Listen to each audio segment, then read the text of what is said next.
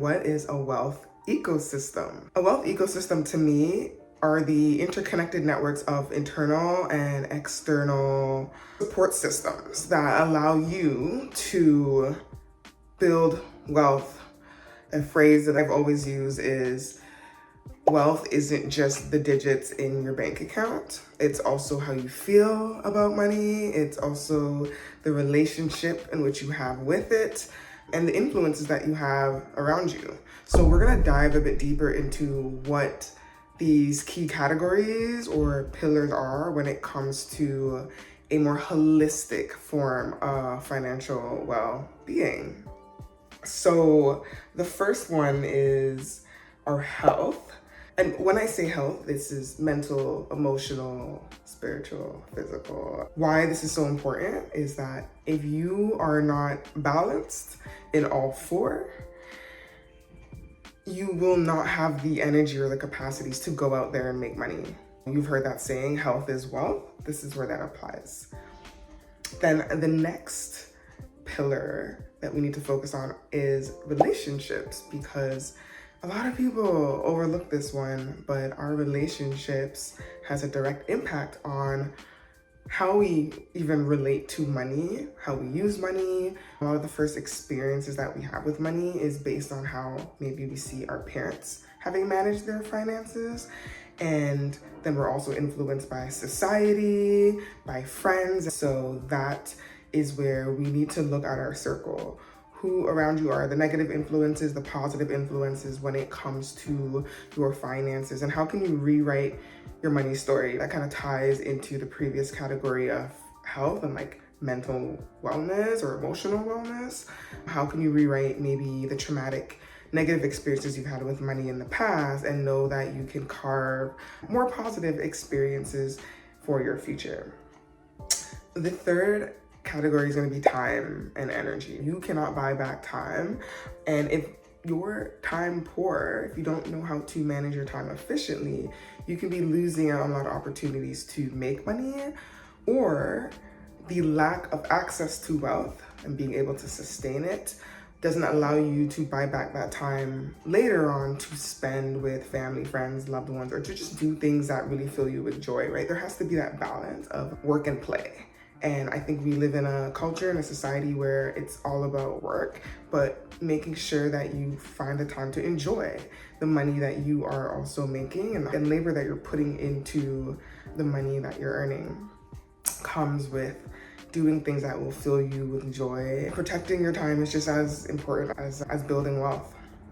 Really, just as powerful as earning more money too. So the fourth category would be education and financial literacy. So this is also a really big one. It doesn't matter how much money you have in your bank account. If you don't know what to do with it, if you are not purposeful, intentional with where your money is going, you're still gonna end up with $0. So it's being mindful of, why are you spending on things? Why are you not saving? If you are saving, what are you saving for? What is your why? Like really getting clear on the why behind everything that you are doing. I would say also educating yourself on like how money works. How does the system work? Like how did we come to deem USD as a global currency? Why did we switch from gold to dollar bills? Like really understanding your history from bartering and all the way to systems like capitalism that we exist in today. And I'm more interested in even having the conversation on where do we go post-capitalism? Where are we going after this? Because as we know, every great civilization, every kind of system has always collapsed and ended and recycled into something else, right? That initially seems better and then eventually maybe gets corrupted. Everything, birth, death, recycle, it's just a universal law. So just being mindful of that. I'm not trying to say this to fearmonger or scare people, but the more you can educate yourself on how systems work from a high level and then down to an individual level, credit, debt, savings, interest, investing, like how do all these things work? What's an asset over a liability, right? Now we're getting into like financial literacy, even down to certain terms. So really educating yourself. The more you know, the better you can become. Like, I don't see how having more information and knowledge on hand can actually do worse for you, other than forcing you now to do better, right? Because now that you have the information in hand, what's that saying? It's like one of my favorite quotes by Maya Angelou: when you know better, you do better. So if you know better and you choose just not to do better, that's on you. I can't help you with that. Next is work and career equity. It's not just about being mindful of what type of job that you're doing, or being intentional about the skills that you acquire to attain certain jobs, because we do know that there are certain jobs that pay higher, right? So you can go to school to be an engineer or a doctor for the sake of knowing that you're gonna make lots of money. Obviously being intentional about this too, because there's always trade-offs, right? Like certain trades, like being a lawyer, a doctor, you don't have as much time for family and loved ones. So really weighing and balancing out like what's important to you. Being an entrepreneur might come with making a lot of sacrifices. I know I've had certain seasons where I'm not going out as much, I'm not seeing my friends as much, right? I'm not prioritizing that because this season is a period of growth. So growth and just like locking in, being tunnel vision. And so sometimes that requires not putting time into some of these other categories or areas, right? Such as relationships. So just being mindful if you are okay with that. Also, when we think about work, we have to be mindful of barriers to certain types of employment. If you can't get that job, you can't make money. And if you can't make money, you can't build wealth, right? So having access to quality jobs, even on a bigger scale, what does the economy look like? Because unemployment rates right now for jobs are high. Sometimes they fluctuate, sometimes they stay not that high, but a lot of people pay attention to what people are saying, because I know there are a lot of people around me in my circles who work in a 9-to-5 and they are having a very hard time finding a job. The sixth pillar is environment. So your physical environment, so like your home. What is the state of your home? How do you feel about it? That is going to be very important. If you feel very claustrophobic in your space because maybe the people in your space are negative, maybe it's just not a space that's conducive to your overall health.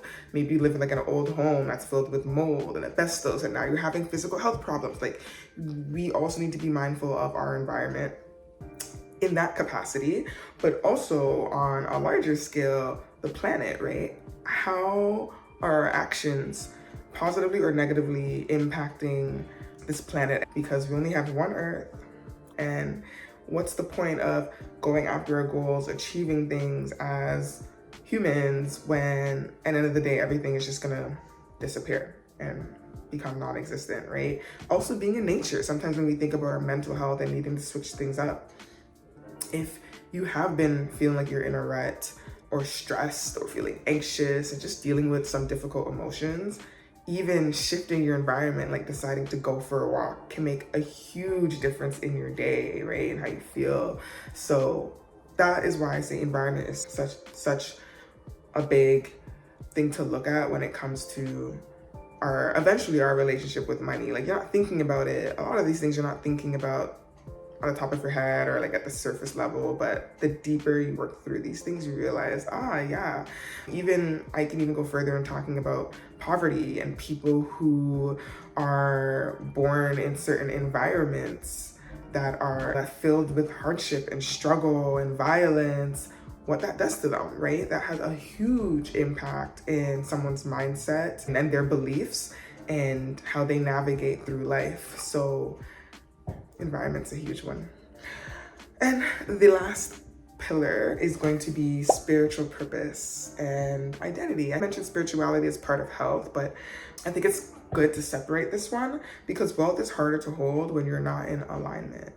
People talk a lot about, like I had mentioned earlier, going after jobs just because of the money, or sometimes people do things that don't feel even good to their soul, but they do it because they put themselves in circumstances where they would do anything for money to survive, because we do live in this 3D reality and the reality is, like, we need to eat. And if you can't get a job, if the people around you are struggling and you need quick cash injection, what are you gonna do? You might go out there, you might sell drugs, you might even dabble into prostitution. You might just do things that you normally wouldn't do because of you being in survival mode. And sometimes it's not even being in survival mode. It's just, if I can make more money doing this, why would I go work a 9 to 5? Or if I can't get access to the 9 to 5, right?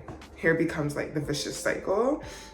But I'm someone who's really big on integrity. And so you'll hear people say, even though I could have made this much more money, like you hear celebrities saying, I turned down this deal, 360 deals. It will take a longer time to grow, but they rather do it that way than go through these deals where they have to sacrifice a lot, right? And it's really hard to navigate systems of wealth that feel limiting and don't allow you to be your true self or to operate in a way that feels good to you. Being an entrepreneur, I'm so fortunate that like I can choose what I want to work on today, how to serve, and my ethos for all the work that I do is to ensure that I'm making a difference, that I'm making a positive impact on other people's lives. And that feels good to me. That nurtures me. That feels good to my soul to know that I am here. God put me here to do good work and to try to minimize harm as much as possible. I'm not going to support something that doesn't align with my values and who I am